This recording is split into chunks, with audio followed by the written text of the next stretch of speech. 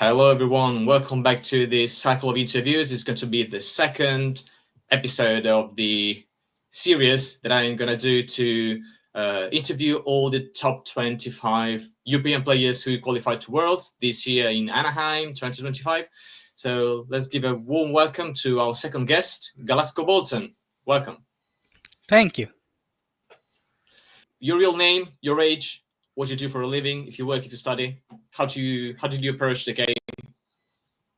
My name is Nils Lundstrom, and I'm from Sweden. I'm 28 years old, and typically I play the game a lot.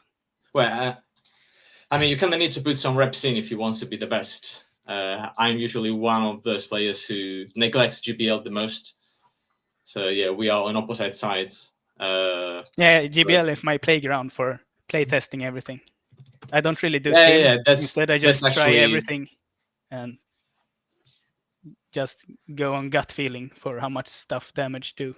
So that's actually the best gym you can have for play Pokemon. Just a safer space when you can try stuff out.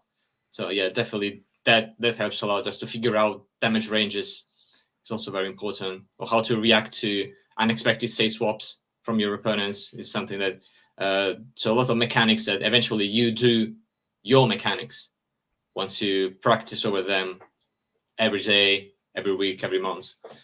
So okay, I had here in front of me your results from this season. So I believe you have more than 1,000 points, despite you playing only 4 regionals and one international championship. So you actually are one regional short. This didn't prevent you from falling within the top 20, falling within the top 50. Actually, yeah, you are well within the top 50. You are around top 20. So very nice placement. And this is especially thanks to your top 4 and top 8 in Birmingham and Lille. So do you want to talk us through it? Yeah, sure. I just play the teams that I like to play. I like Dugong and I like Superior, and then I go from there. Yeah, I would have never imagined you love Superior, but I could have had a hunch you might have. Yeah. It's so underrated. It makes people so uncomfortable when they play against it. Well, I bet it does, especially when they shield the Leaf Tornado and they let the Frenzy Plant go through. Yeah, and especially also since there have been pretty much entire season, there have been many teams with double water, and typically people don't run grass except maybe Cradily, but the water types have play into Cradily. But so most people, or a ton of people at least, have safe swapped water types all season and playing ABA, Blastoise, Lapras, and even some Jellicent sometimes, and a ton of Azumarill. So as soon as they see the triple grass move Superior, they become very uncomfortable and have to go away from their usual game plan. Yeah, for example, I think, was it in Stuttgart where Stone Collection had like 4 water types in the team? Yeah, it might have been. Was it that when David won? Yes. Yeah, I think it was. Yes, and so yeah, definitely a lot of players just consistently relying on water types. They are almost all very good. So kind of makes sense to lean on water types, but this is why we have grass types for. And so yeah, I'm saying during your season, actually, you have stayed pretty consistent with your picks. You brought the same team in Lille and Gdansk. Yeah, that was. Yeah. I was planning on playing a Morpeko team in Gdansk, and then they banned it. So then I didn't have real time to prepare, so I just reused my Lille team. That was not intentional. If ain't broke, don't fix it. Yeah, if ain't broke, don't fix it anyway. So at least you were confident with those 6. And then I'm seeing Also, yeah. So they depict you as a superior fan, but you seem to be a Dugong fan as well. Like Dugong is Yeah, I'm a huge in Dugong everything fan. you use. Yes, yes. Ever Yes, yes. since they nerfed Lantern, I became a Dugong fan. And those two, Yeah, they I work also used to be amazing a very together. yeah. I also used to be a very passionate Dugong fan. It's just too many times it let me down in some situations where I would have loved to do a little bit more damage or just be a little bit faster. So I kind of and after Labras came in the meta, I just didn't feel Dugan was the safer options out there. But I saw that Yeah, actually that's exactly what I felt at Stockholm as well. yeah, When but still you did very good. Yeah, I did decent. Yeah. With a very slow strategy. I was just playing Stockholm for fun. Yeah. Very slow, but also very effective strategy. Yeah. I actually like that because it was the beginning of. I mean, people still hadn't figured out a way to solve the meta, and so lots of teams were actually not so strong into Chansey. Yeah, okay, it is true. People still use fighters, but how many fighters were there? Not these many, and still with the newly buffed Dazzling Gleam, at least you were a little bit faster with Chansey, like the Hail Mary charge attack. Maybe sometimes it could just save you your skin and maybe win the Zero Shield, for example, against Annihilate in certain situations. At least it wasn't a totally wasted matchup. But yeah, I really like that. And I also saw that you were very consistent in Birmingham and London. You brought the same team again, so for the second time, from top 4 to top 128 from Birmingham to London. So what happened? Did you? I mean, were you in a bad shape, or just everything didn't go the way you wish they went? How it is. You get 2 losses and you're out. So some days you just can't perform. So yeah, like I did in Liverpool against you. Yeah. So it kind of I remember makes sense. that. I mean, sometimes kind of makes sense sometimes. Well, when you start with your wrong foot. Yeah, but you are. I faced really good players there in UIC. I lost to Alfonso and EJB. So no it's real nothing shame to be ashamed to of to lose against those. Yeah, exactly. Well, yeah, you also must be liking trying and avoid expert players as long as you can, so that you can put more and more win in your winner in your winner bracket under your belt until the very end, so that you don't have to climb your way up to the day 2 from the loser side, which is a real jungle. So yeah, but so seeing that actually, you didn't play this many tournaments, but on average you seem to have performed very, very, very well. So who was the toughest player or match you have played this season? So this doesn't mean that you have to choose only one name. So the toughest player or the toughest match might be 2 different persons. It's easy, and it's David, because you may know that, but me and David, we are locals. Yeah. So we play a lot, and in my opinion, he has been the best player in the world for 2 years straight now, and he's destroying me all the time. So whenever I face him, I faced him in the finals of the Spice Bowl, for example, and I faced him in top in winners group finals in Stockholm. And like as soon as I sit across him, it feels like he knows what I'm gonna do. I kind of know what he's gonna do, but there's nothing I can do about it. Yeah. So he's my nemesis. So I'm expecting you would answer PvP David to this question as well. Is there a player you would like not to face in Worlds? I would like to face David in the finals. Okay, but only in the finals, not earlier. Yeah, As long as we are that in makes sense. different parts of the bracket, I'm good. Yeah, that makes sense. What's your feeling about playing in regionals, in play Pokemon tournaments against a lot of locals you might be friend with? Do you feel this like stimulating, encouraging, or do you actually feel bad every time you have to eliminate one of your friends? Oh, I What's your definitely feel feeling bad about this? about that. Like in Stockholm, I faced the Snover Tapper Matthias Brix in round 1, and it was super tight. I won with like 1 HP at 2-1 battle, and it didn't really feel good. Also, he stayed at my place that weekend, so Oh, okay. double negative to face him in the first round. Okay, so just you had to make sure he didn't do any prank overnight just to avenge the loss. But so you said that you actually would love to play PvP David, but in the grand final. So is that player you actually wouldn't want to face at all in Anaheim? No, not really. Okay. Yeah, the kind of. I mean, preferably I don't want to face Duanbag or Patoman in round 1, but I know that eventually, if I keep winning, I'm gonna have to face them, and I want to be prepared for that.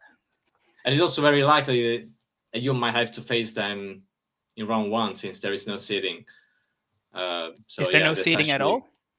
Yeah, apparently no seeding at all. So yeah, you might be just placed in a super tough group with all the winners, and then typically some very empty in these large groups. tournaments, I typically face David in round 3. Okay. So yeah, that's. I mean, probably the Worlds is going to be the only tournament where there is really no shaming going. Okay, so did you sign Icelandic Labras in your Snowy tablet only because there is Icelandic in his name? Yeah, we need some Icelandic guy in the Nordic team.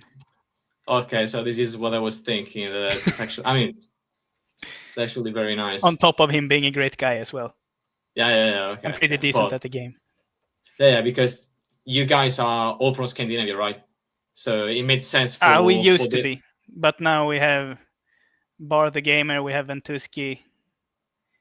We have Ilya. I actually didn't know that. So cool.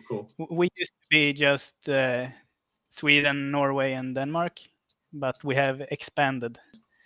When you are preparing for a specific opponent, do you actually? I mean, how much do you exploit your opponent's style, or you just go with your gut? I don't really prepare at all. Because sometimes it can also bite in your butt. Because I like do negative preparation. If I know my first opponent the next day in a regional, for example, I'm going out of my way to not look at his team at all until I get the team sheet, because I know that I'm just going to overthink stuff, and I just want to play my own game. Yeah, maybe just second and third guessing yourself all night long. Yeah. And then you squander your win condition at the first chance. Yeah. So typically I even try to just avoid even knowing who I'm facing until that's a sound strategy. Yeah, that's a sound strategy. So usually you don't try to exploit what you believe to be maybe your potential opponent's weak sides or anything, unless you just get to know directly who you are playing against. But of course, if you know your opponent, I'm taking a few minutes when I'm handed the team sheet to look at it and prepare some strategy, but I'm not putting too much time into that part of the preparation. Like my preparation, I prepare a ton for tournaments, but that kind of preparation is more like finding the specific IVs that I want, building different mons and trying them out, learning all of the matchups, learning what other people bring into my team typically. So well, that actually is probably one of the top 3 important thing to keep in mind. So knowing already what your average opponent brings against your team, you are already halfway done when you have to choose your line. And so if you just keep a good memory of what happens if you're practice in your practice tournaments, when you have this kind of bench pressure Pokemon, are they going to go triple strong against it in the first game? How many times does this actually happen? Yeah, so these kind of things, I can understand that. I can see that very useful. And so, and what about when you are one game down in a set? So how do you, so what's your thought process to try and get the round on the right track? Well, first of all, I see every match as all of the 3 battles are just a continuation of each other. So typically, I'm trying to make my opponent play something in game 2. I'm trying to influence his decision in game 1. So like I can make a hard call that he's not going to lead with something, and then I go ABA weak to it, and then in game 3 or game 2 I just bench both of those weak to it and just go triple strong to it and stuff like that. So yeah. I see the entire match, all 3 battles, as an entire continuation. Yeah, that's definitely a solid strategy. Just also a way to play with their mind and also make them think you actually are in their mind by benching something they were expecting 100% you to bring. So yeah, it's also that's probably, again, when the level is very high, 80% of the job is done by mind games. So yeah, as long as you are strong with it, you can do well. My favorite example of that this season, it was in top 6 in Lille when I faced Lurgan, and his team was kind of weak to Talonflame, and I was kind of weak to his Magnezone. So, and he also had an Azumarill. And since I love playing Superior, I kind of knew that he would not run both Magnezone and Azumarill in the same game, in game 1. So I safe swapped the Talonflame in game 1, which it worked out great. And then since he picked up on that, and I knew he would because he's a very thinking player, he picks up on all of the details. So next game, he had Azumarill in the back, and that was the only game in the entire tournament that I brought my Toxapex. And he just top lefted. Yeah, that's a very nasty way to mess with your opponent's mind. But this ended up working perfectly in your favor at that time. Yes. I know that Toxapex player myself, but no, me neither. I didn't plan to use it at all. Yeah. I mean, sometimes but in that when game, you're sure that your opponent is using Azu. Yeah. Just because I safe swapped Talon in the first game. Yeah, and I mean, you had in your team of 6 Serpira and Toxapex, so you might have thought, on average, regardless of what my opponent thinks, but it is very unlikely that as a first game he brings Azumarill. Like every game 1 is usually the game where the players try and play the safest line because they don't know what to expect on average. So Azumarill was very unlikely, and so yes, swapping Talonflame or just using Talonflame in any position was still probably a good call. I wouldn't be bringing Azumarill so easily into someone having Serpira and Toxapex in a team, for sure. I know players who would, but yeah, I definitely wouldn't. I might change idea for Worlds, but who knows? And okay, so what I want to know at this point is, do you feel, well, you are a long time seasoned battler. You started with Grassroot, with Sylph. You have played Gym Breakers for a long time, also GBL. So you have been playing PvP since the beginning of PvP, as far as I remember. Yeah. Since the Gyarados double steal line in Master League, I think you were the original creator of it. Yeah, I was featured at Psionics channel with that team. Yeah. I do remember the video or something. Yeah, and so at this point, what I want to ask you is, how do you feel your playing style has evolved over the years, especially after Play Pokemon came in?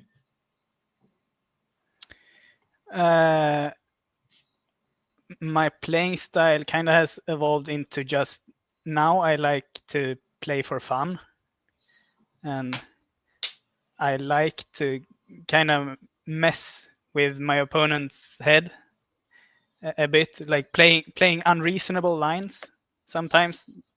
Just if I win game 1, I can play something completely weird that doesn't make sense at all in game 2, just to make them overthink game 3 or something like that. And I think it's fun. You see, I'm messing with people with Tornado. I'm messing with people with Chansey. I think that's fun. Yeah.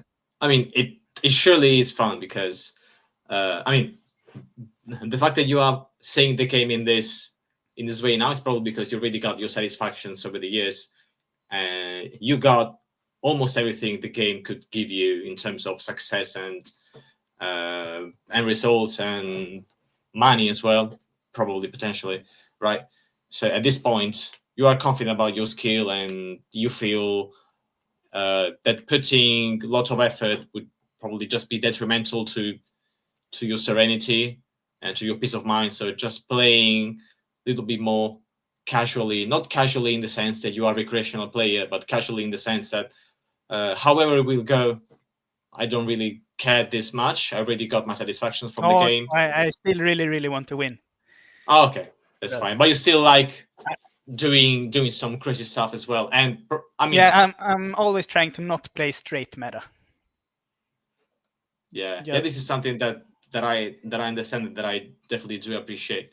Like playing top 6 PvPoke is where you fall in the CMP and RPS jungle every time, CMP mirror and RPS jungle every time, because most of your opponents are going to run top 6 PvPoke. So yeah, definitely having a couple of surprises. And also, if you go a straight meta team and you face like these really good players, then even if you play perfect against Axen or Patoman or Duanbug, you're just going to win 50% of the time. Yeah. So, and then you might as well try to make a nice meta call. Try to see, maybe Driftblim is the better ghost instead of Dusclops, or maybe, I don't know, Ferrothorn can core break a lot of teams.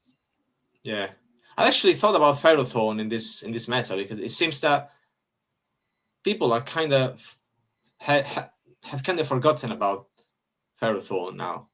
Like with all this Dedenne, and okay, so you get double super effective from Diggersby's Fire Punch, but it is still pretty decent matchup. And of course you resist everything from Credile. Yeah, you resist everything from Credile. You shut the Dedenne down. Absolutely, you beat Jellicent. I guess you beat Dusclops, at least in a lowest shield scenario. You beat Dusclops. I'm not sure about the 2 shield. Maybe if Dusclops is Shadow, you don't win the 2 shields. But you also are able to resist the fast move from Scizor, so it helps you a lot, just absorbing Scizor damage. And we've seen Scizor how lethal it can be. So yeah, I actually had put more than one thought about Ferrothorn. But yeah, I don't know now, because I have a feeling that more and more fight types will come now. So what is your impression after NAIC? Do you think, so where is the meta going? I don't know. I have no clue. Okay. I think Blastoise still looked like before the meta shift. Blastoise was an incredible safe switch, and now it almost no one brought it, but it was still a great safe switch into many teams. Yeah, I mean, it's one of those Pokemon that if you don't hurry up knocking it down, it forces you to use a shield. So it kind of does the Lapras job in certain, I mean, in most matchups where you either throw immediately both of your move to take the Lapras or the Blastoise to switch out, or otherwise they're gonna reach a second charge move and you have to draw a shield, you have to burn a shield already. So for example, yeah, the Dedenne matchup, if Dedenne just comes in a little bit late and Blastoise already is close to one Hydro, yeah, so basically you have to be prepared to shield the second one, or just to throw immediately both of your charge move, and then you are maybe food for the original lead who's going to farm you down. So yeah, it's still a very good Pokemon. I've seen Alpha Phoebe actually running Blastoise. Was probably one of the very few ones having Blastoise featured in a stream, if not in the whole tournament. But yeah, I do love Blastoise as well, and I was kind of sad that now it's a little bit disappeared from the meta because of all these Dedennes, but it's still pretty strong. So okay, so you as sincerely and honestly said the truth, so you don't know where the meta is going, which is a very valid answer. I mean, I think the best the Pokemon that looked the best in NAIC was Drapion. Yeah, that's my thought. Probably a lot of teams will have at least one more slightly stronger counter to it, because it doesn't really fear Diggersby at all. Yeah, we will see. It just two shields and Veils now. Yeah, possibly, and more Gastrodons, maybe more Fortress. Yeah, I've seen the Drapion was like Axon abused of Drapion safe swap every time things didn't go well for him.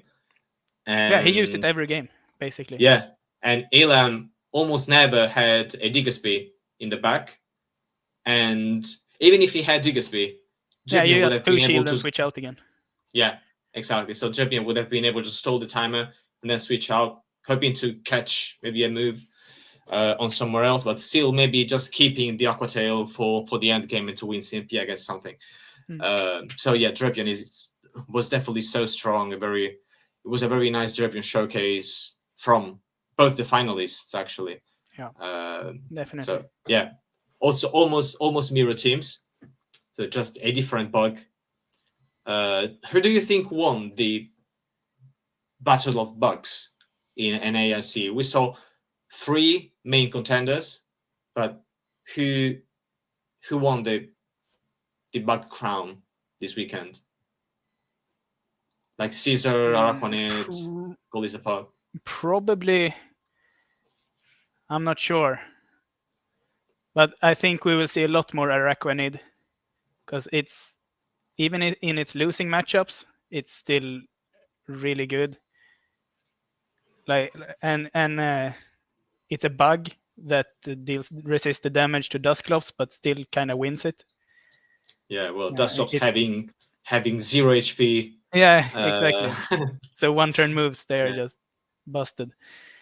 But also, I think Cicero is also a winner. The only loser was maybe Golisapod. Yeah, it looks like Fury Cat did more harm than good to. Yeah, at the moment I'm not really considering Golisapod for Worlds, but I'm looking into Araquanid, I'm looking into Fortress, I'm looking into Caesar. Yeah, Shadow Caesar definitely. I mean, it was a big winner for me. I think so. Almost everyone that was both very good and having Caesar in team did extremely well. So Zizvidus had Caesar, Pajaman had Caesar, and just being able to double shield and win the lead straight away and getting at least one shield back. So a very, very high carryover potential. And yeah, and the sheer damage that is able to deal even to the Dene or to anything else. I mean, even against Mandibas, like, okay, Mandibas resists all the charge move that currently are run on Caesar, unless you want to use it with Ironhead, but or with X Caesar. But yeah, just being able to throw one Trailblaze and double shield bullet punch down a Mandibas, it was very nasty to see. So yeah, I maybe envision we will be seeing more fire types for this reason, because if you don't stop Caesar with a hard wall, with a hard answer, it can wreak havoc into your team. You can't really hope to handle it neutrally, can you? And yeah, and the Raconate turned out to be a very nice way to deal with Caesar, because it's bulky enough not to care about the first charge move from Caesar. So you're not at risk of being double shielded from down if you let the first charge move go through, as you might see with any other Pokemon, basically. And yes, and being a bullet punch resistor is also, I mean, probably the main advantage.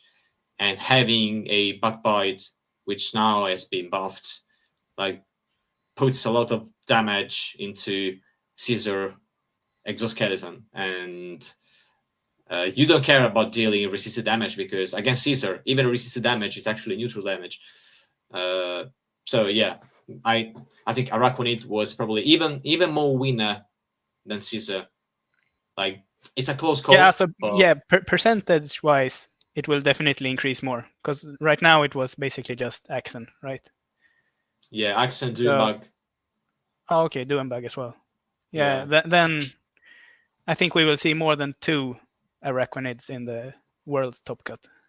Yeah, definitely. And the fact that you're actually able to win against Aero/Mandibas with Araquanid, that makes it even scarier. That's embarrassing. Like, straight Bubble Beam, you win like 2 scenarios out of 3 against Aero/Mandibas. That's embarrassing. Oh, wow. Really.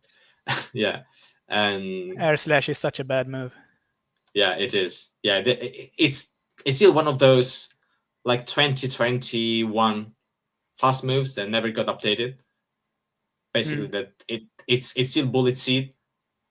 So they made Credily great again by giving it Rock Tomb. But yeah, it's not great thanks to Bullet Seed. So the first valid fast move that Credily got just okay was Artie, which is a very, very, very nice move, but still a non-stab move has been preferred to a stab fast move for Credily, just because Bullet Seed is still the old way of making fast moves. They buffed Hex, which is now a very nice move, but yeah, the old Hex is like the current Bullet Seed. So yeah, definitely Bullet Seed not as good as the other moves, and for the same reason, like Air Slash is still the one that we used to have when Skarmory was able to throw Sky Attack after 5. So yeah, long time ago. So okay, now that we have talked about the meta more or less extensively, were there any standout performance in an AIC that made you rethink your strategy, if you already had the strategy in mind? I mean, I usually like to prepare for events, even if I'm not going. I usually build a team just to keep myself trained or having the same pace as the other people. Maybe not actively screaming, but I'm building parallelly with them, so that I can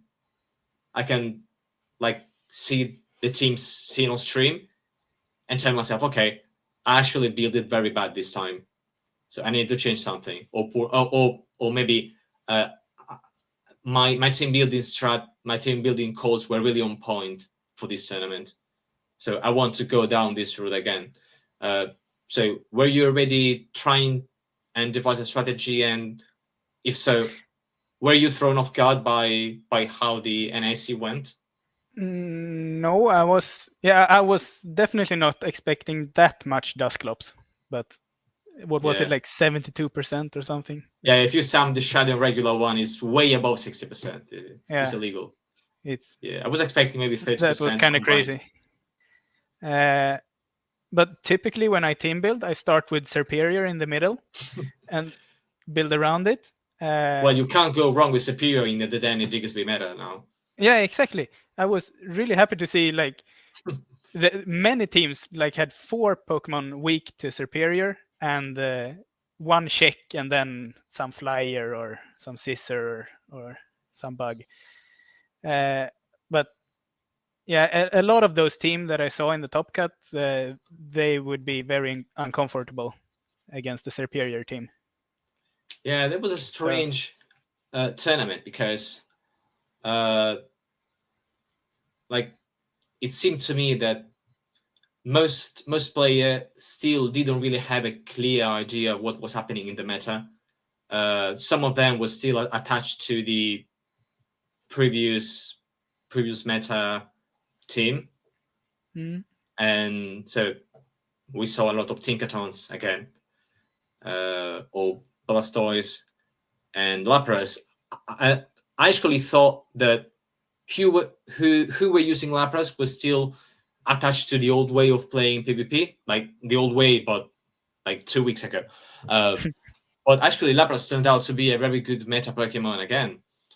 So what's the matter? Yeah, with because Lapras destroys Dusclops. So yeah, true. Lapras still wins if Dusclops shit once, and Lapras don't. Lapras doesn't, and Lapras still wins. Yeah, because of course, being a 1-turn fast move attacker on into Dusclops, you just chunk Dusclops. Even if Dusclops has 600 defense, if you have 90 HP, I still need only 25 side waves to put you in one sparkling area range. So yeah, definitely. And also, I mean, I guess you can use Lapras as a clear Dedenne bait out. You can say swap Lapras, Dedenne will come almost surely, and Dedenne has to throw immediately to parabolic charges. Otherwise, you're gonna reach the second sparkling area very soon, especially if you have like 4 side waves. You actually get to the second sparkling area before the second parabolic charge. So a little bit similar to how Lapras was used in the Malama meta, where you say swap Lapras, confident you would tank 1 superpower from Malama, and you could beat Malama to the second move if they didn't switch out immediately. So yeah, I actually was expecting fewer Lapras than this. What I was not expecting at all was Greninja. I think it was an extremely bold choice. I don't know what was the reasoning behind this, and I'm actually curious to know. Resisting Drapion. Yeah, I mean, I'm really curious to know from the 2 European guys who brought it. So I'm looking forward to wait for their turn. But yeah, I suppose also like a core breaker of the Diggersby Dusclops pair kind of makes sense. Also, and it's not a disaster if you lead it into the den because you outpace it. Yeah, I mean, Hydro Cannon still hurts a lot. And you say swap, if you say swap Greninja and you actually are able to, I mean, even if you don't say swap Greninja, if you're in the lead with Greninja, you can throw Hydro Cannon and swap out. Yeah. So that's actually very valid. But yeah, and maybe still too few Araquanid. But yeah, Greninja will probably slide away from the meta from the next weeks because Araquanid will definitely catch popularity. But yeah, we don't know. We will have to wait. Do you play any practice tournaments? Usually, very rarely. Typically, my prep is that I play against a friend and we play 10, 15 games in a row. Just okay. So going very over same teams over and over and over and over. very intensive learning strat. Yeah, but I don't think I've ever played one of those inadequance tournaments. Yeah, Sometimes I play tournaments in Home Slice Henry's Discord. Yeah, I mean, there are both advantages and disadvantages for this. Like, potentially, you might just better off having someone to scrim with rather than waiting 30 minutes for your round and then 30 more minutes for the second round. Maybe your opponent is not showing up, so you just wasted one afternoon to play 3 rounds. Where you could have just asked any fellow Swede to just make a bunch of practice all together.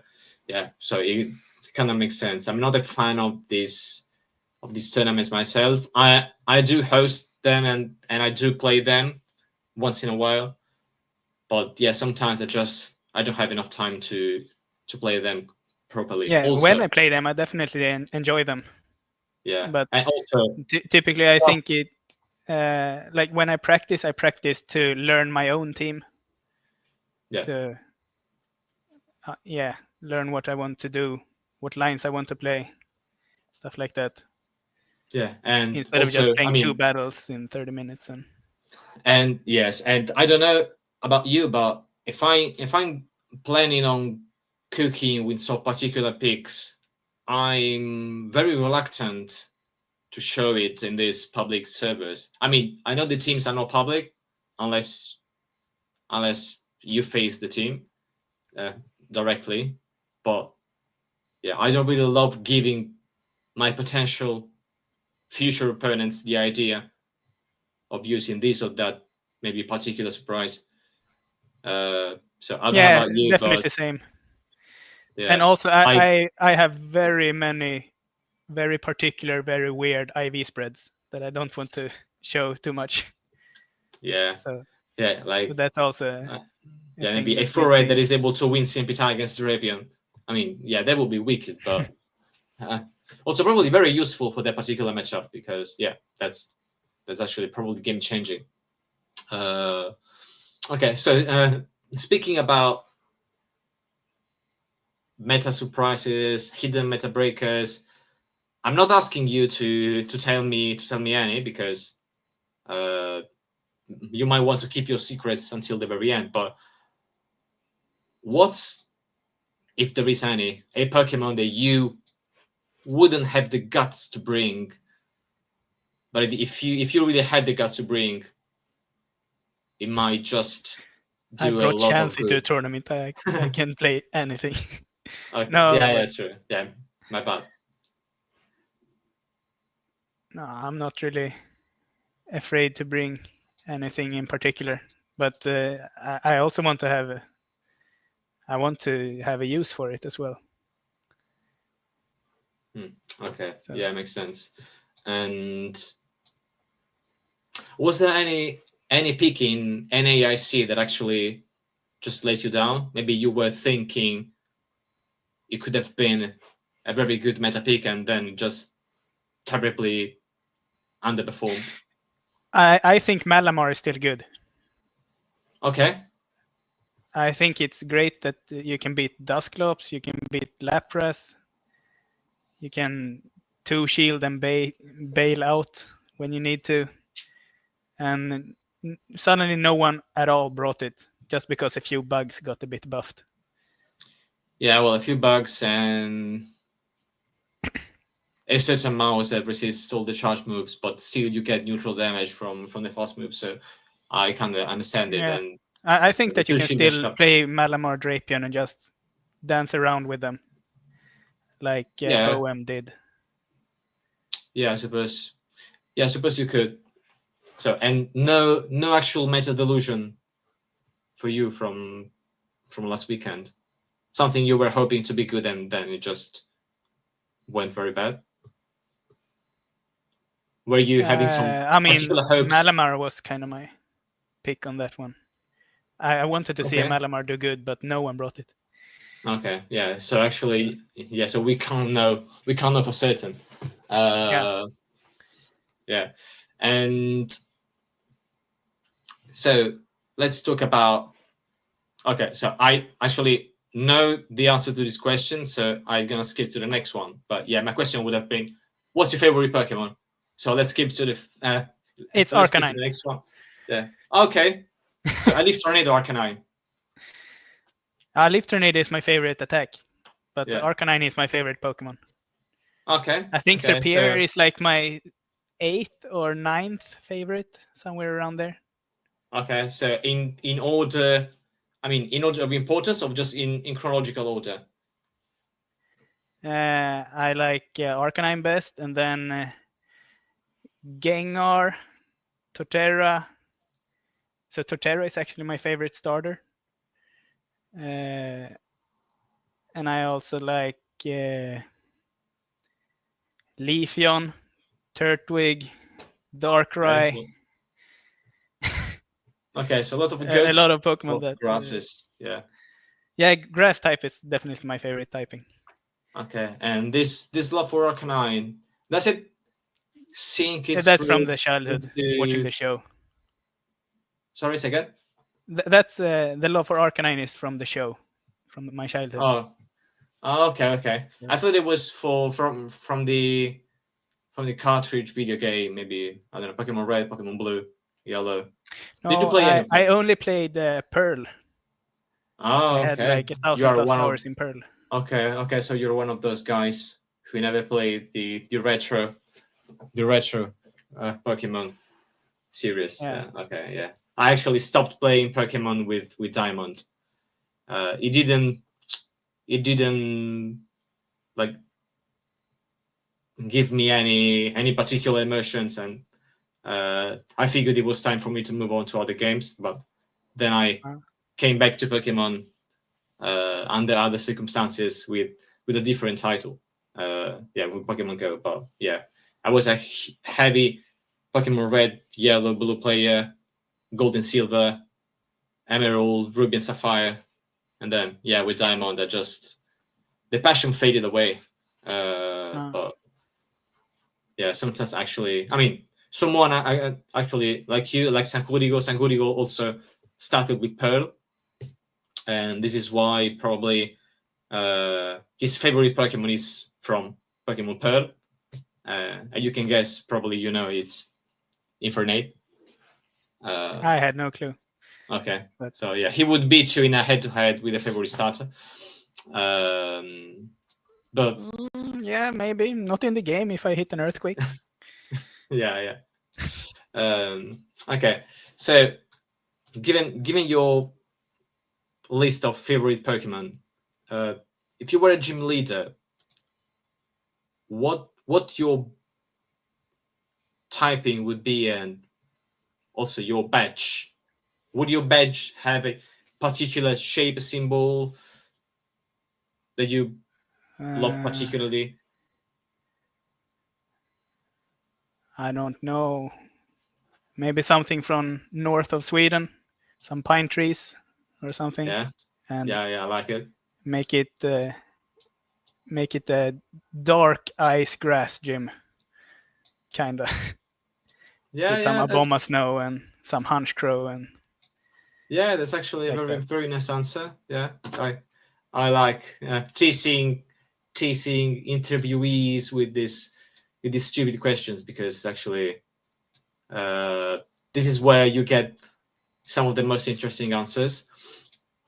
So let's talk a bit about your local scene. So did you have the chance to play locals at your place in your home country very recently? How was it structured? Yeah, I'm helping to organize the stuff. I'm not a Pokemon professor myself, but since I was the head of the Swedish Sylph community, I have the contacts, and we already have the server set up and stuff like that. So I'm helping. Eddie is our guy. I'm helping him organize. So in Sweden, we only have 2 locals, and they are both in Stockholm. And typically we get between like 4 to 10 people attending. Okay, decent number regardless. Yeah, so it's me, David, RGR, And then for the cups, also done WWW joins. He doesn't live in Stockholm, so he has to travel a bit. Okay, so only the cups are worth the trouble. Yeah, Danne is not joining for the challenges.